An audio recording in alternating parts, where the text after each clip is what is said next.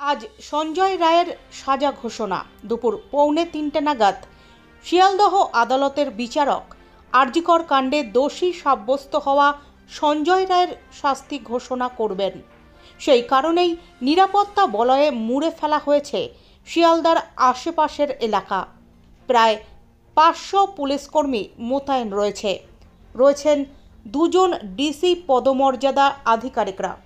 Assistant commissioner রয়েছেন 5 জন, SI পদমর্যাদার আধিকারিকরা রয়েছেন 31 জন, এএসআই পদমর্যাদার আধিকারিকরা রয়েছেন 39 জন, কনস্টেবল রয়েছেন 299 জন এবং মহিলা পুলিশ মোতায়েন রয়েছেন 80 জন।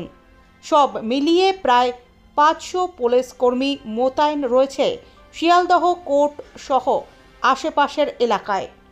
নির্দিষ্ট সময়ে সঞ্জয় রায়কে কড়া নিরাপত্তার মধ্যে হাজির করা হয় শিয়ালদহ আদালতে। বিচারক সোমবার এজলাসে এসে দোষী সাব্যস্ত হওয়া সিভিক ভলেন্টিয়ার সঞ্জয় রায়ের উদ্দেশ্যে বলেন, আমি 3 ঘন্টা সময় দিয়েছি শোনার জন্য। যা যা প্রমাণ এসেছে আপনার চেয়ে ভালো কেউ জানে না কি হয়েছে। আমার কাছে যা যা প্রমাণ এসেছে তার ওপরে আমি বিচার করতে পারি। আপনি যা বলেছেন সব রেকর্ডে আছে। আমার সব দেখে মনে হয়েছে সব সঠিক।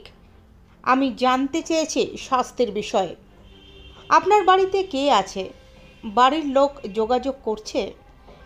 বিচারক প্রশ্ন করলে সঞ্জয় রায় বলেন, কেউ তার সাথে দেখা করতে যায়নি। এরপর সঞ্জয় বলেন, আমি কিছু করিনি স্যার, আমাকে দোষী প্রমাণিত করা হয়েছে। সিবিআই আইনজীবী সোমবারও দাবি করেন, ক্যাপিটাল শাস্তি চাইছে। বিরলতম ঘটনা, বারবার বিরলতম অপরাধ, এটা বলছেন সিবিআইয়ের আইনজীবী। বিচারক সঞ্জয়ের উদ্দেশ্যে বলেন, আপনাকে আগেই বলেছি যেদিন চার্জ আনা হয়েছিল, সর্বোচ্চ শাস্তি হতে পারে, সর্বনিম্ন শাস্তি হতে পারে আজ। মন্তব্য বিচারকের, সঞ্জয় রায়ের মন্তব্য, আমাকে ফাঁসানো হয়েছে, এত কিছু নষ্ট হয়েছে। আমার গলায় রুদ্রাক্ষের মালা ছিল, আমি যদি করতাম আমার মালা ছিঁড়ে যেত। আপনি সব শুনেছেন, যেমন যার ইচ্ছে হচ্ছে তাই করছে। সিবিআই মেডিকেল করাতে গেলে একাধিক হাসপাতালে নিয়ে যাওয়া হয়। সিবিআই যেখানে ইচ্ছে আমাকে সই করিয়েছে। বিচারক তখন বলেন, আপনার কথা শোনার জন্য গোটা দিন দিয়েছি, 3 ঘন্টা শুনেছি। আপনার থেকে ভালো কেউ জানে না কি হয়েছে। আমি বিচার করতে পারি। 3 ঘন্টা জিজ্ঞাসাবাদ করেছি।